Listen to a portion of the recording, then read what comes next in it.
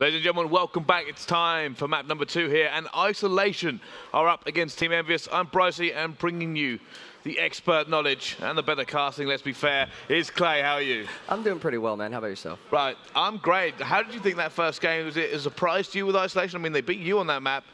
Is it kind of the same thing you thought? Yeah, you look at the the scores right there, and you see Silly going 42 and 29, and that's just like monstrous on Solar. When you're gonna drop less than 30 deaths and more than 40 kills, you know you're pretty much gonna win the game. All the rest of them positive. You only have Dito -2. It's really strong performance from ISO. It certainly was. Let's get that next map set up. I think have you got the map list there? Yeah, Biolab Search and Destroy. I believe it is. Okay, Biolab Search and Destroy. So, like I said, I'm not gonna lie here. You're the one with the clearly superior knowledge. What do you make of these two teams going up against each other here?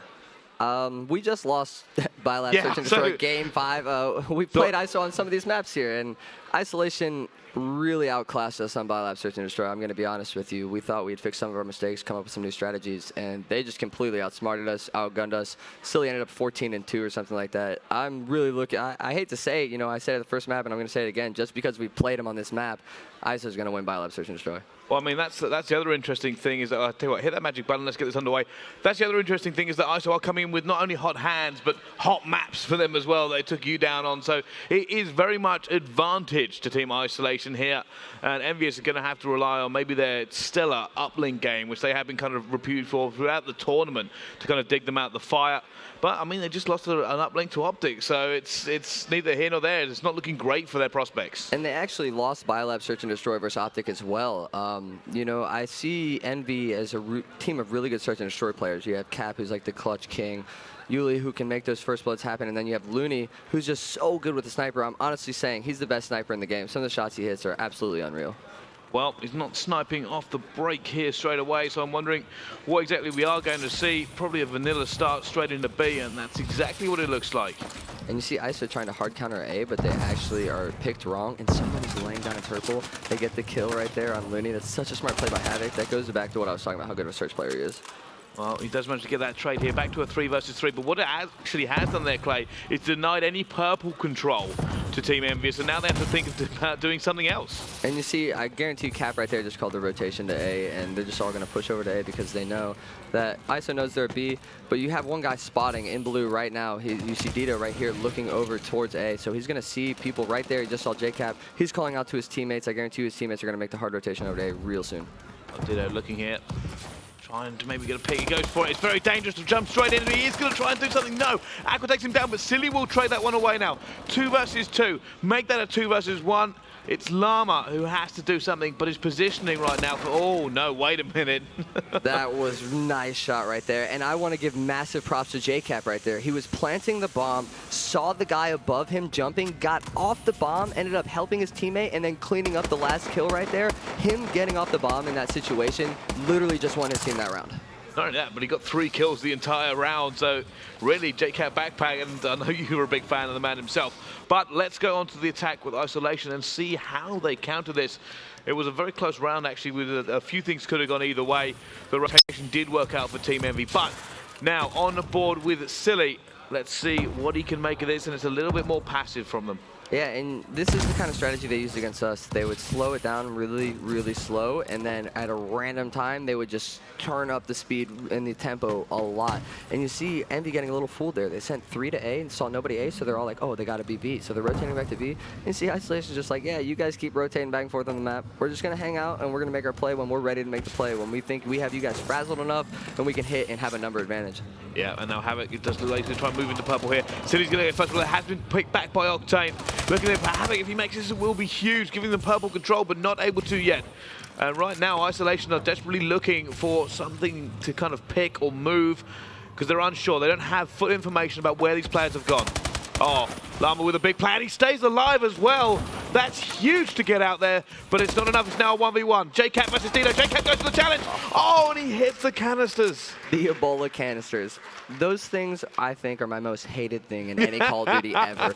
Over system hacks, over load starts, any of that stuff. Those Ebola canisters right there are so detrimental. You see J-Cap right there, had the guy one shot, ends up getting blown up by him. Really a heads-up play there by ISO, though. There certainly is 1-1 between these two squads now. And it's I mean, for me, jumping out there, Llama managed to pick off the player top purple, and then staying alive was just so big. But let's jump on board with the JCat for the attack. He's currently 4-1, and already pre-stuns going into purple. And you see Havoc getting first blood, but Octane answers right back on Silly right there. And you see it's the same thing every round. I feel like Bylab plays out this way every single time. You see you got somebody at A, and you see Aqua right here going through pit. He's going to look over to blue right now, trying to find any players, but ISO is actually fully in purple right now. And it's got to be this kind of information that in the middle of a search and destroy, Aqua's gone for the flank, but not really got that information that he was looking for or made a play. So it's going to be his teammates. He's now going to see, can they actually make something off of this? I mean, this is just incredibly smart as they pick it up. It's now a 2 versus 1. And when you consider how often players are just on an absolute hair trigger, to hold that kind of patience is unbelievable, but Havoc brings it back to a 1 versus 2. And if anybody can clutch this 1v3, it's Havoc. Like I said, he had that 1v4 at UMG Dallas to win his team the game. Havoc right here is going to go the long way around, and I believe you still have JCap and Octane. And you see where Octane's playing right now. I got a ball up there, and I don't think there's any way Havoc can outgun him. Well, I think they know where he is as well. Smashed in that glass has certainly given his position away. There's JCat, he's trying to do it, not able to do it for the trade here. Bait and switch from JCat to allow his teammate to take the kill. And you saw what Aqua did right there. He literally just hit down the middle lane of the map and ended up getting into his enemy's spawn. And those plays like that are some of the most heads-up plays. And even taking his time, not killing Dito right away inside blue, it allowed his teammates to get a little closer. And as soon as they got their kill, he traded on Dito right away. And then it's 3v1 instead of a 2v2 or some situation like that. Really cool play by Aqua. Yeah, so holding that kind of patience when all you want to do is just you're killing and your reflexes are right up there.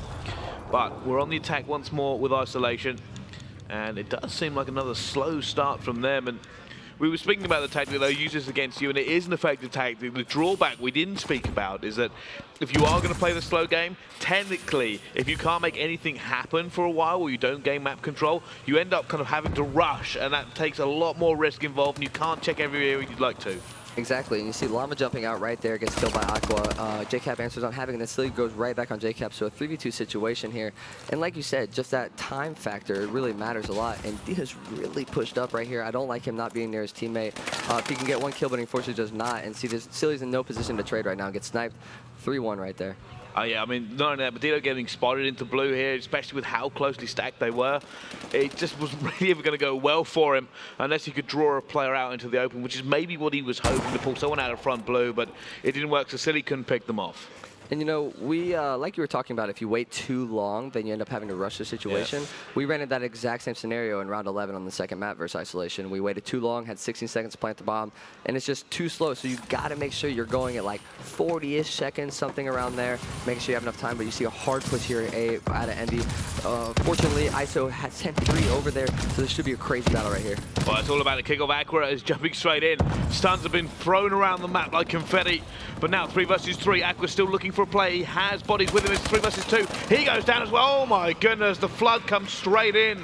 They got swarmed and went down. And I honestly, I don't understand how anybody ever goes A on offense and wins, because that happens to you right there. There's too many angles, too much verticality. You end up getting flanked half the time. And honestly, A is one of the hardest bomb sites to hit, like in the entire game right there, because you saw how quickly they all just went down from so many different angles. Yeah, not only that, but there's so many places to overwatch and pick off a bomb planter if they do manage to get through.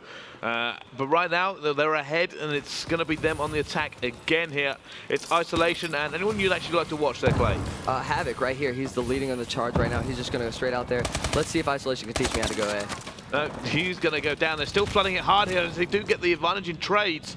And there's going to be Aqua, and Aqua's in a little bit of a dangerous position here. He wants really to trade it, but if he does, and he gets traded himself, it leaves his teammate in a 1 versus 2. And I really dislike the spot in pit. He goes after the guy who planted the bomb, but Isolation has just really cool setup right there. You see Aqua getting shot in the back right away. 1v3 right here. Looney gets 1. Ends up getting 2. Second. Oh my gosh, if he gets away right here, that's so big. All right, now he gets time to reload, and he's got time to regenerate his health. He's got about 22 seconds to play with here. Let's see if he can finish out the 1v3 versus Silly. Silly versus Looney. He's done the hard work. He's got 2 of them so far. Bodies everywhere. Dissing Silly as well. Oh Looney for the 1 versus 3 to tie it up versus Isolation. Huge plays there for Looney, and he's got to be more than proud of himself. What an absolute beast Looney was right there. The first guy he killed, and then he snapped on the second kid as he was really, really weak. And then he managed to even get away and reload, regenerate his health right there.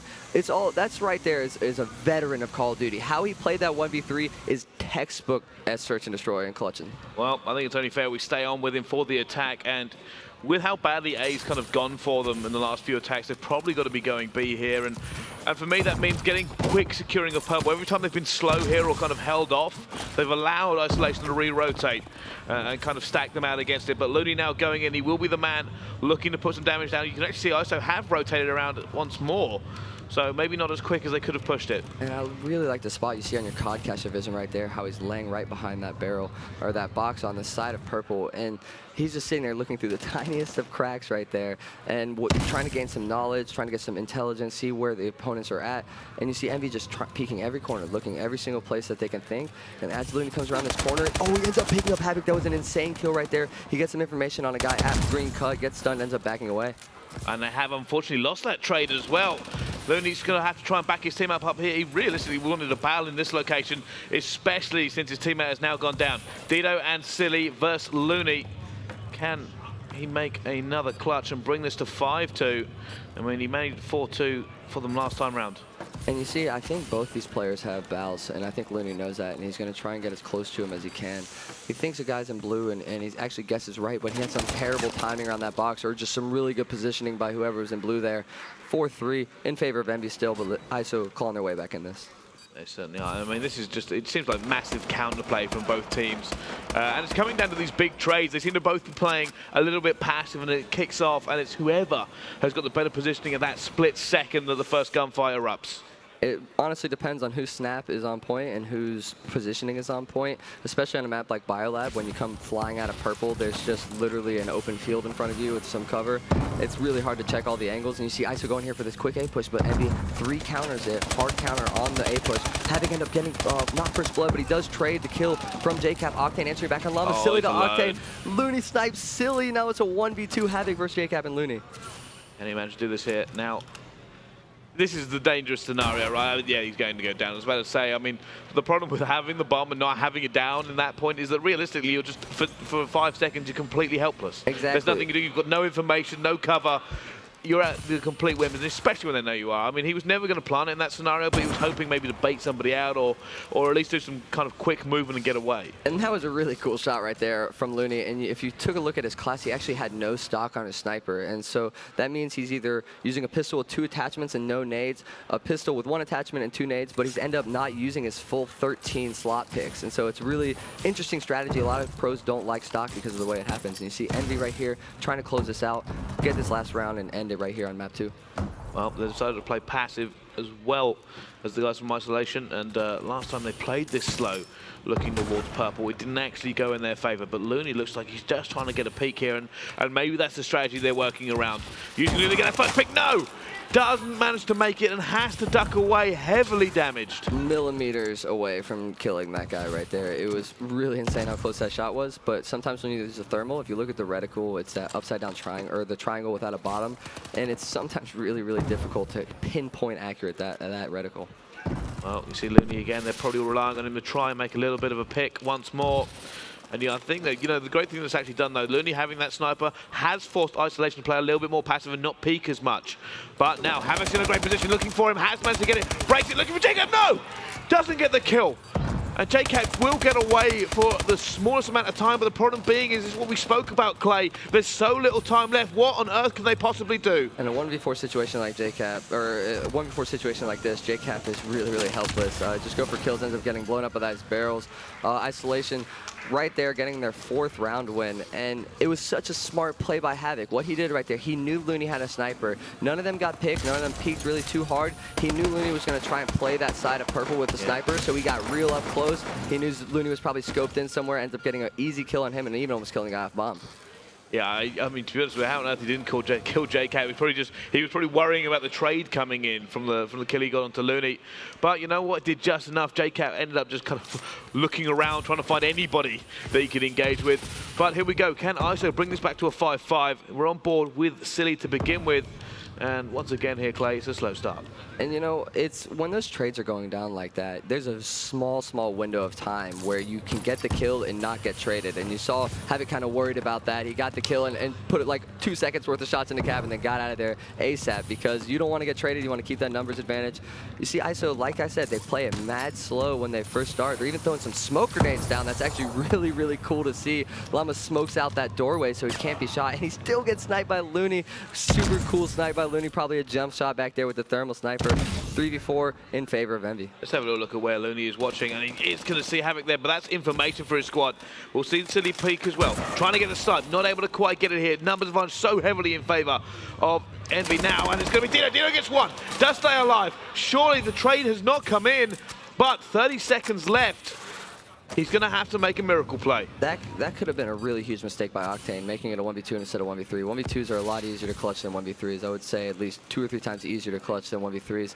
And you see Dito just looking around town. He finds Looney in the back. The sniper does get traded right there. They see EnVy play that so smart. They kept the guy in blue. They kept their sniper in the back. They knew that Dito knew Looney had a sniper. They knew he was going to challenge. They ended up playing it so close that JCap was right there to trade on Dito, even if he got the kill on Looney. Well, I think that's one of the biggest arguments for snipers in Search and Destroyers. It's not just about the picks, it's about what you close off map-wise. Dito knew he couldn't really do anything around that purple bomb site, simply because he knew Looney had already made one fantastic shot in there. He knew, I can't actually do that, he'll probably do it again. So in that scenario, what do? Do you rush around knowing that Looney is at the back of blue and he can quite easily flick bomb sites, or do you try and push him, which is what he did? It's honestly this really weird scenario, especially in this game. When their sniper is shutting down the map, it's insanely difficult to game any map control. When you're consistently getting sniped and out-sniped, you need to have a sniper on your team that can compete with their sniper. Otherwise, you see the snipers take over the game like that. They just hold an entire side of the map by themselves because it's like, oh, I've been sniped by this guy the past 5 rounds. I'm not going to go there again. And then that just completely eliminates an entire bomb site on the whole map. And so